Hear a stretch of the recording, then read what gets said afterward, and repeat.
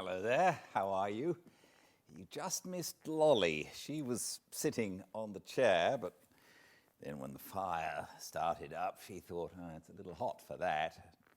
And she's clearly a lot more sensible than I am. My name is Gildart Jackson, and thank you very much for joining me. I've been doing these fireside readings since the coronavirus started. And currently, we're in the autobiography of Benjamin Franklin. And I'm going to do something a little differently than I've done before here. Yesterday, when we read, there was a passage that what is fascinating about Franklin is he did so many incredible things, and we're reading about them. He, however, was a product of his time, and there was a passage about Native Americans which I thought was interesting only in that this great man had clearly opinions that we now no longer, thank goodness, share. So I've decided when he goes into that territory not to read it. I don't think it helps. What I think is useful about this book is that one can get inspired by certain aspects of his life, his industry, the things that he did for the good. And I don't think it helps to go into talking about his opinions when they're clearly thankfully opposed to the great changes that are being made in this country and around the world at the moment. So I'm going to just excise those bits. I hope that's okay with everyone. Please send me your thoughts if you want me to address this differently. So we are currently in chapter 3 of the autobiography of Benjamin Franklin. And I've split it up into parts, and the part that we're currently reading is the 4th part. It's a long chapter written nearing the end of his life, where he was reflecting on his public works. So welcome to a fireside reading of the autobiography of Benjamin Franklin, part 4 of chapter 3. Having been for some time employed by the Postmaster General of America as his comptroller in regulating several offices and bringing the officers to account, I was, upon his death in 1753, appointed jointly with Mr. William Hunter to succeed him by a commission from the Postmaster General in England. The American office never had hitherto paid anything to that of Britain. We were to have £600 a year between us if we could make that sum out of the profits of the office. To do this, a variety of improvements were necessary. Some of these were inevitably at first expensive, so that in the first 4 years the office became above £900 in debt to us.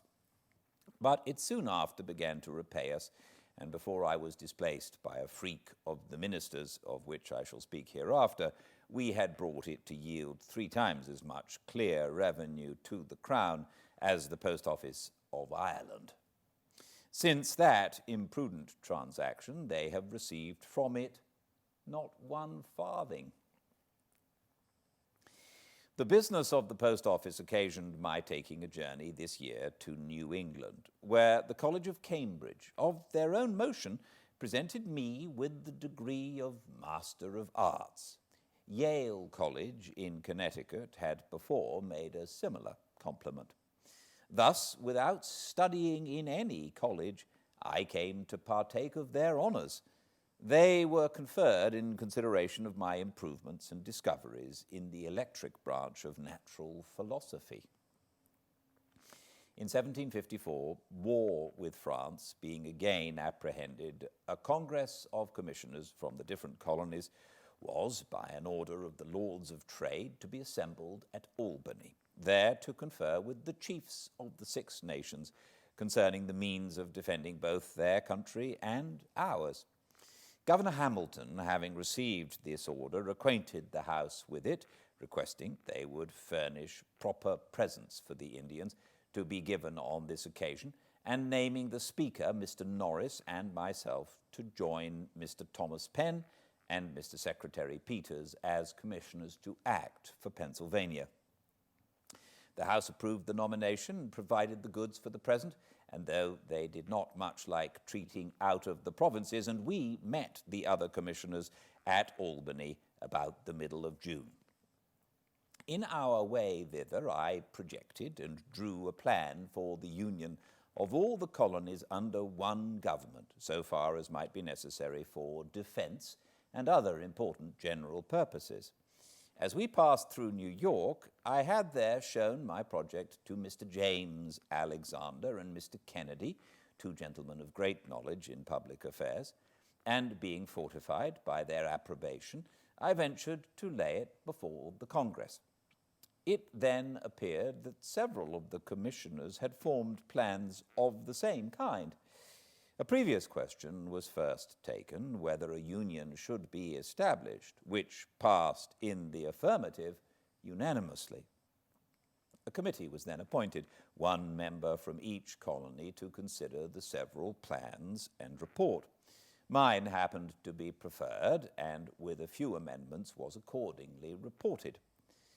By this plan, the general government was to be administered by a President General, appointed and supported by the Crown, and a Grand Council was to be chosen by the representatives of the people of the several colonies, met in their respective assemblies.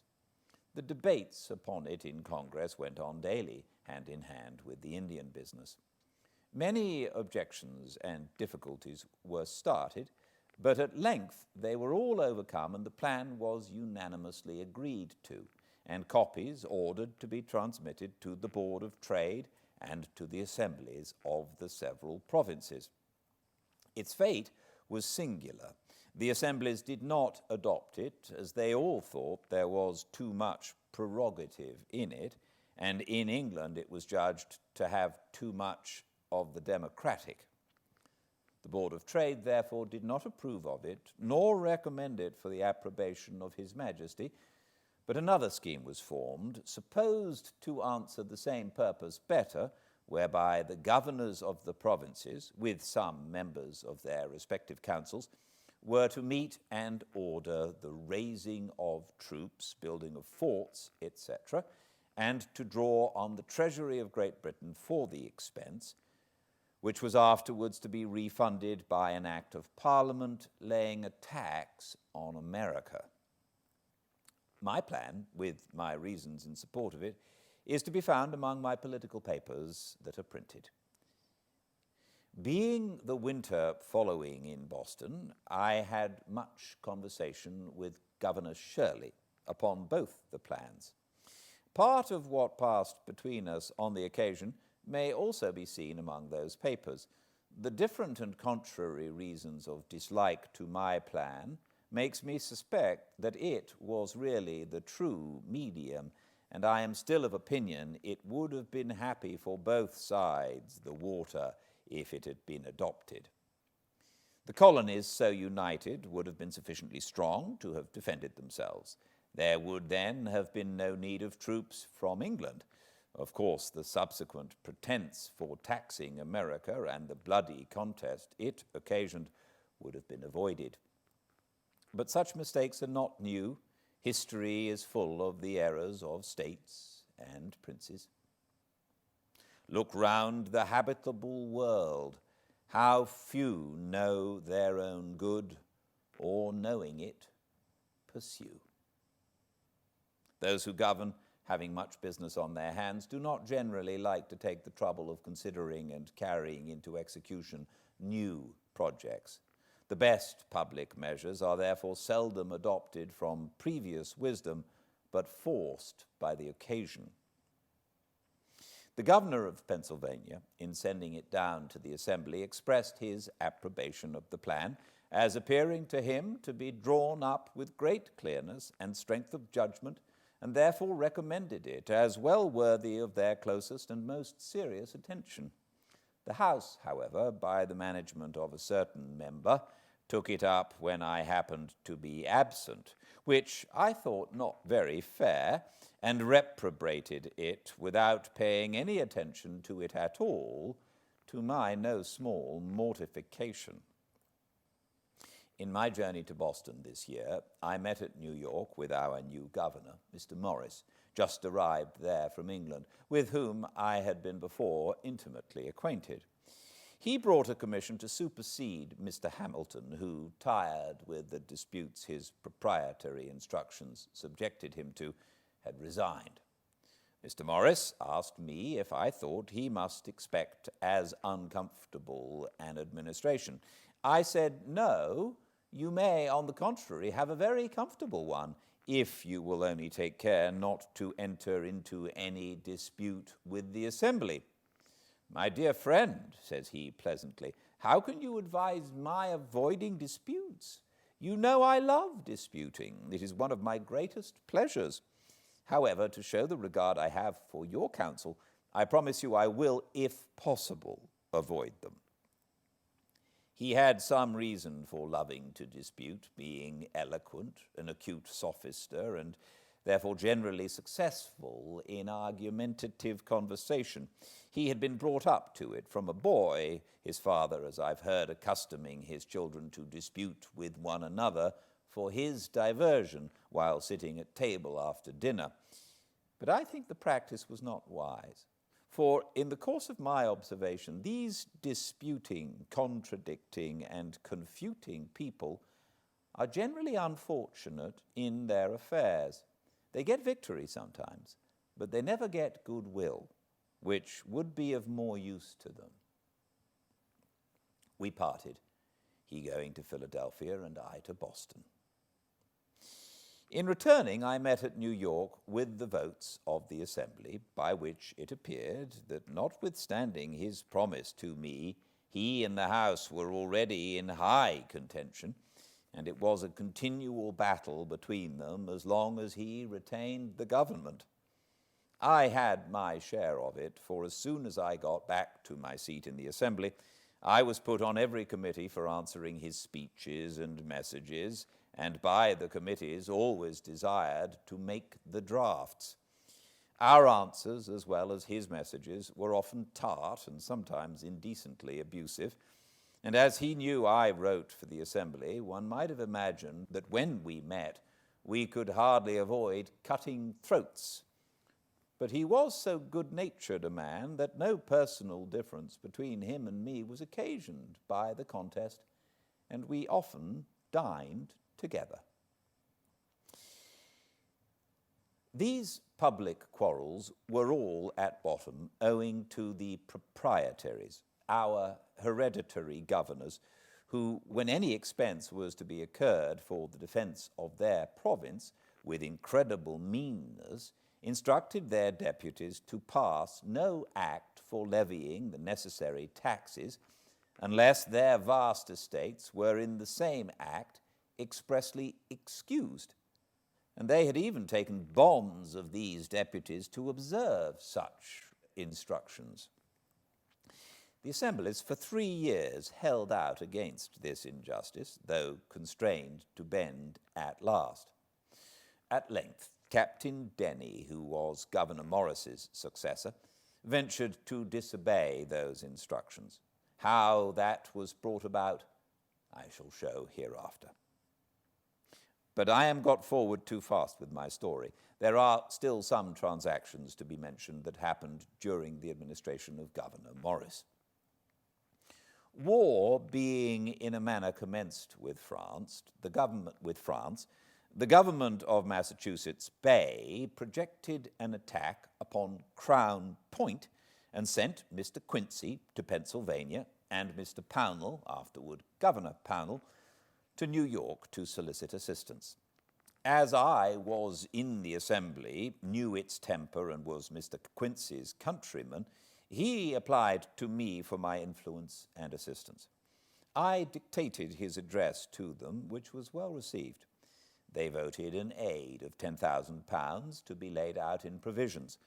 But the governor, refusing his assent to their bill, which included this with other sums granted for the use of the crown, unless a clause were inserted exempting the proprietary estate from bearing any part of the tax that would be necessary, the Assembly, though very desirous of making their grant to New England effectual, were at a loss how to accomplish it.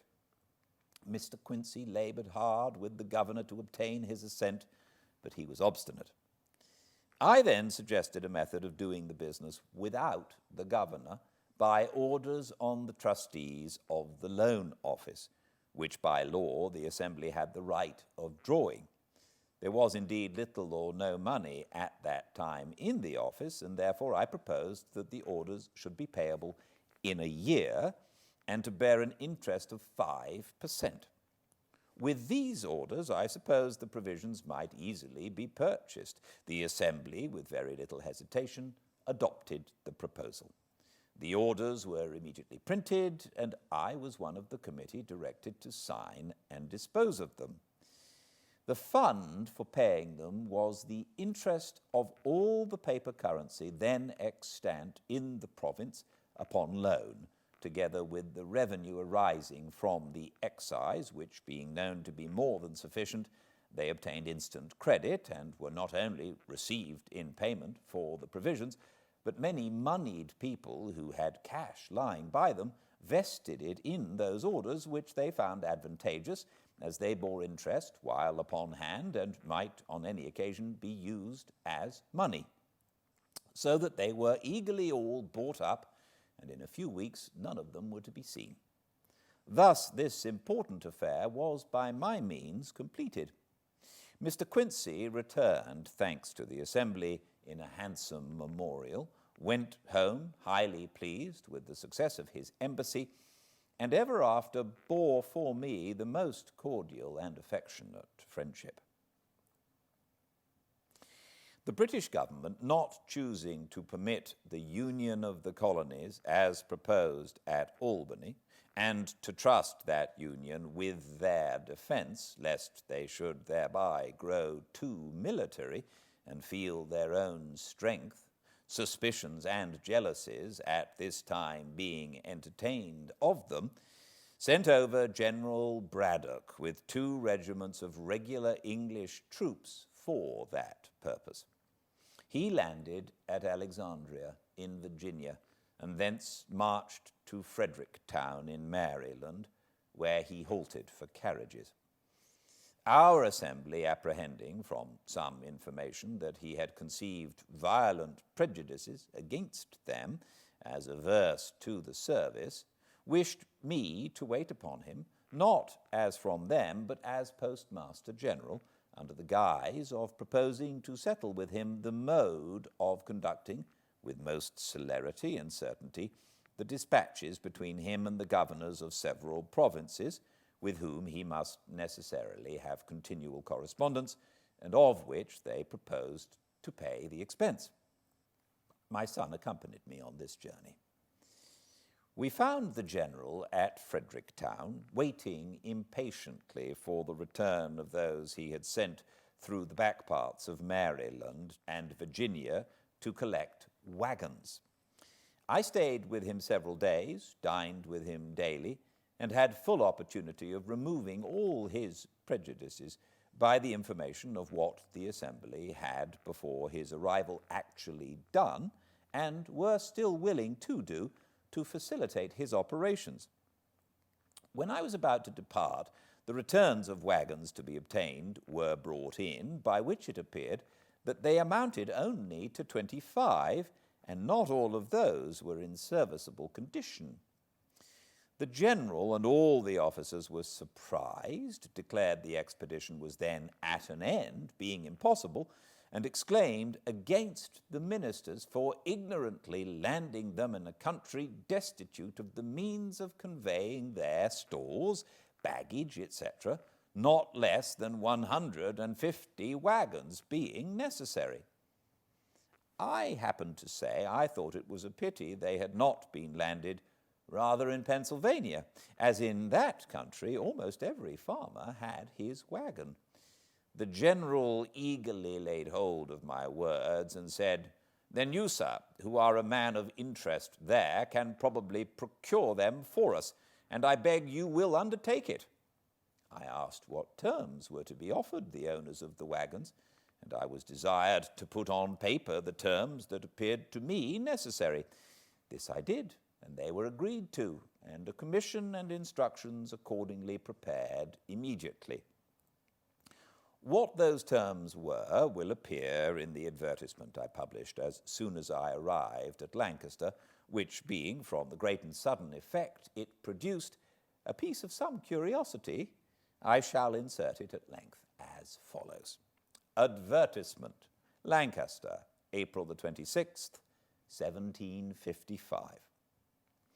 Whereas 150 wagons, with 4 horses to each wagon, and 1,500 saddle or pack horses are wanted for the service of His Majesty's forces, now about to rendezvous at Will's Creek, and His Excellency General Braddock having been pleased to empower me to contract for the hire of the same, I hereby give notice that I shall attend for that purpose at Lancaster from this day to next Wednesday evening, and at York from next Thursday morning till Friday evening, where I shall be ready to agree for wagons and teams or single horses on the following terms, viz.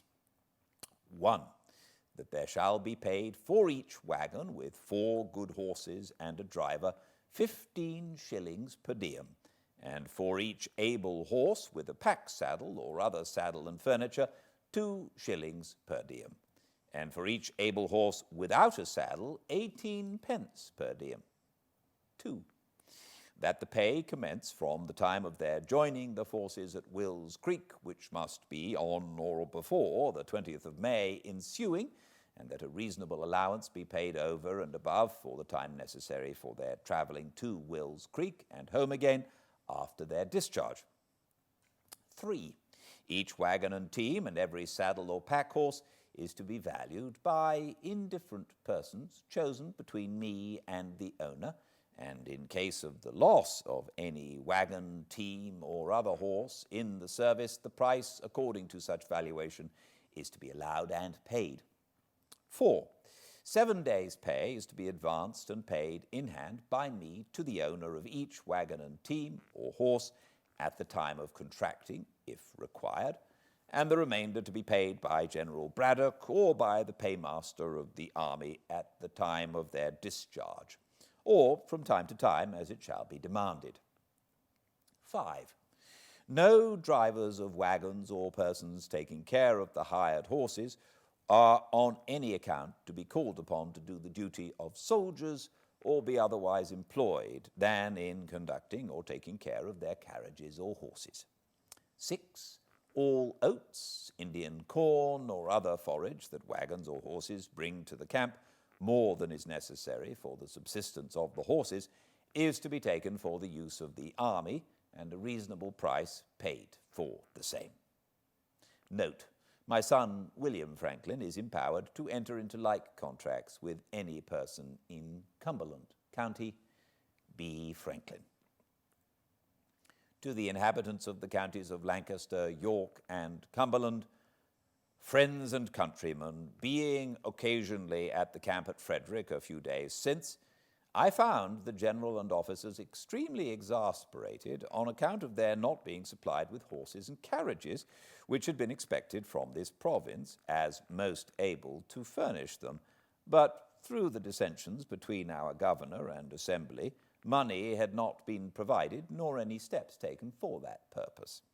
It was proposed to send an armed force immediately into these counties to seize as many of the best carriages and horses as should be wanted, and compel as many persons into the service as would be necessary to drive and take care of them. I apprehended that the progress of British soldiers through these counties on such an occasion, especially considering the temper they are in, and their resentment against us, would be attended with many and great inconveniences to the inhabitants, and therefore more willingly took the trouble of trying first what might be done by fair and equitable means. The people of these back counties have lately complained to the Assembly that a sufficient currency was wanting. You have an opportunity of receiving and dividing among you a very considerable sum, for if the service of this expedition should continue, as it is more than probable it will, for 120 days, the hire of these wagons and horses will amount to upward of £30,000, which will be paid you in silver and gold of the king's money. The service will be light and easy, for the army will scarce march above 12 miles per day, and the wagons and baggage horses, as they carry those things that are absolutely necessary to the welfare of the army, must march with the army and no faster, and are, for the army's sake, always placed where they can be more secure, whether in a march or in a camp. If you are really, as I believe you are, good and loyal subjects to His Majesty, you may now do a most acceptable service and make it easy to yourselves. For 3 or 4 of such as cannot separately spare from the business of their plantations a wagon, and 4 horses and a driver, may do it together, one furnishing the wagon, another 1 or 2 horses, and another the driver, and divide the pay proportionately between you. But if you do not this service to your king and country voluntarily, when such good pay and reasonable terms are offered to you, your loyalty will be strongly suspected. The king's business must be done. So many brave troops come so far for your defense must not stand idle through your backwardness to do what may be reasonably expected from you. Wagons and horses must be had. Violent measures will probably be used, and you will be left to seek for a recompense where you can find it, and your case, perhaps, be little pitied or regarded. I have no particular interest in this affair, as except the satisfaction of endeavoring to do good, I shall have only my labor for my pains. If this method of obtaining the wagons and horses is not likely to succeed, I am obliged to send word to the general in 14 days, and I suppose Sir John St. Clair, the hussar, with a body of soldiers, will immediately enter the province for the purpose, which I shall be sorry to hear, because I am very sincerely and truly your friend and well-wisher, B. Franklin. I received of the general about £800 to be disbursed in advance money to the wagon owners, etc. But that sum being insufficient, I advanced upwards of £200 more, and in 2 weeks the 150 wagons with 259 carrying horses were on their march for the camp. The advertisement promised payment according to the valuation in case any wagon or horse should be lost. The owners, however, alleging they did not know General Braddock or what dependence might be had on his promise, insisted on my bond for the performance, which I accordingly gave them. To be continued tomorrow. I look forward to seeing you very much for the next Fireside Reading of the Autobiography of Benjamin Franklin. Tomorrow at the same time and place, all chapters uploaded to the Fireside Reading channel on YouTube. Until tomorrow, please be very well.